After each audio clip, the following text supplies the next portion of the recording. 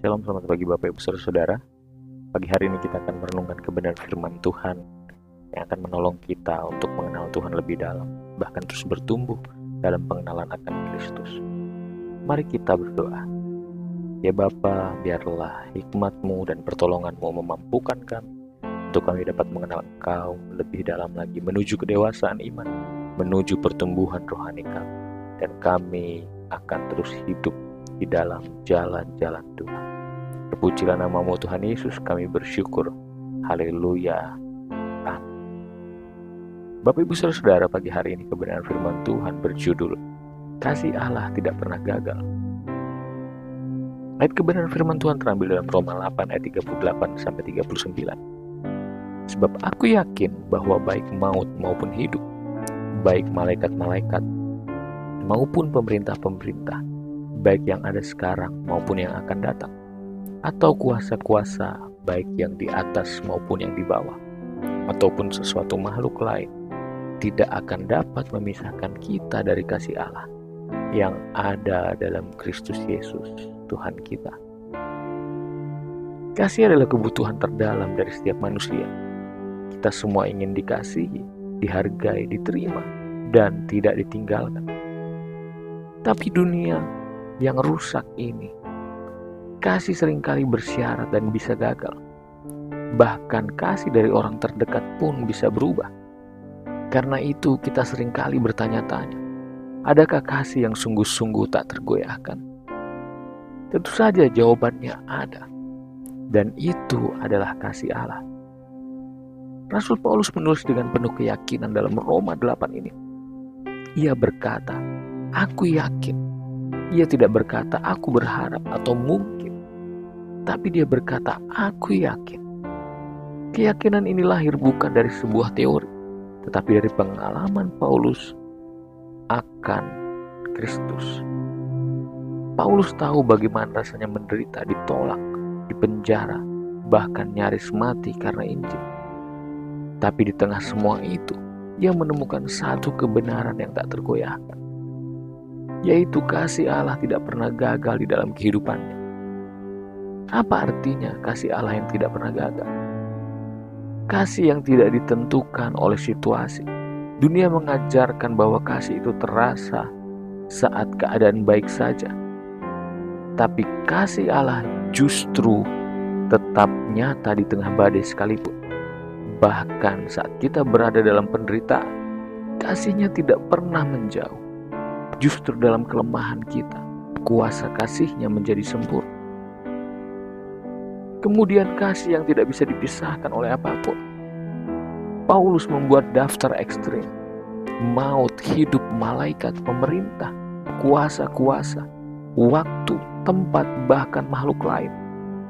Tidak satu pun dari itu yang bisa memisahkan kita dari kasih Allah. Ini seperti Paulus berkata, kalau kamu masih ragu, biar aku sebut semuanya sekaligus. Tidak ada satupun yang mampu membuat kita terpisah dari kasih Allah. Kemudian kasih yang ada dalam Kristus Yesus. Inilah dasar kasih yang kekal itu. Kasih itu bukan hanya sebuah konsep, tapi sudah dibuktikan dalam pribadi Yesus Kristus. Salib menjadi bukti paling konkret bahwa Allah tidak hanya mengasihi kita dalam kata-kata, tetapi Ia juga mengasihi kita dalam sebuah pengorbanan yang nyata. Saat Yesus mati di kayu salib, Ia memikul seluruh dosa kita agar kita tidak lagi mengalami keterpisahan dengan Allah. Jadi kalau kamu pernah bertanya, seberapa besar Tuhan mengasihiku? Lihatlah salib Kristus. Di sana kamu menemukan jawaban. Di sana kamu mendapati kasih yang besar, tulus dan murni, yang tidak akan pernah gagal mengasihimu. Mungkin kamu sedang berada di titik terendah dalam hidup, merasa gagal total, merasa tidak layak lagi untuk dikasihi, atau kamu sedang bergumul dengan rasa malu, rasa kecewa, atau luka dari masa lalu.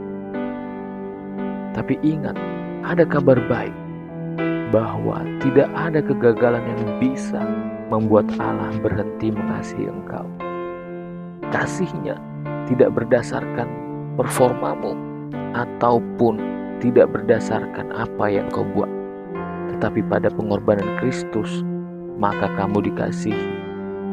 Kamu dikasihi bukan karena kamu sempurna, tetapi karena kasih Allah itulah yang sempurna.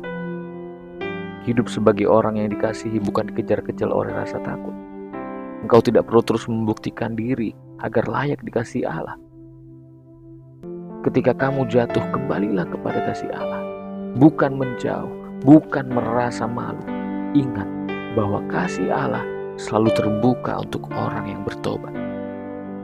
Kemudian jangan biarkan perasaan atau situasi mengaburkan fakta bahwa Allah mengasihi engkau. Iman tidak dibangun di atas perasaan, tetapi di atas kebenaran firman Tuhan. Sebarkan kasih itu. Orang yang sadar bahwa dirinya dikasihi oleh Allah akan lebih mudah mengasihi orang lain, lebih sabar, lebih murah hati, dan lebih kuat menghadapi tantangan hidup. Jadi pagi hari ini, mungkin kamu merasa gagal, merasa jauh dari Tuhan, atau merasa dunia tidak memahamimu. Tapi renungkan ini, tidak ada satupun di dunia ini, tidak ada makhluk, tidak ada masa lalu, tidak ada kuasa, bahkan tidak ada dosamu yang bisa memisahkan engkau dari kasih Allah.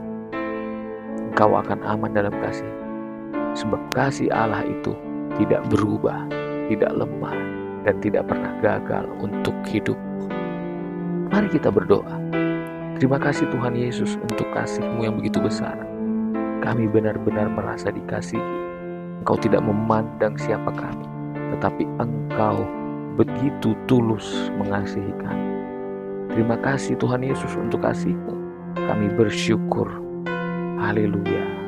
Amin. Terima kasih. Selamat beraktivitas. Tuhan Yesus memberkati.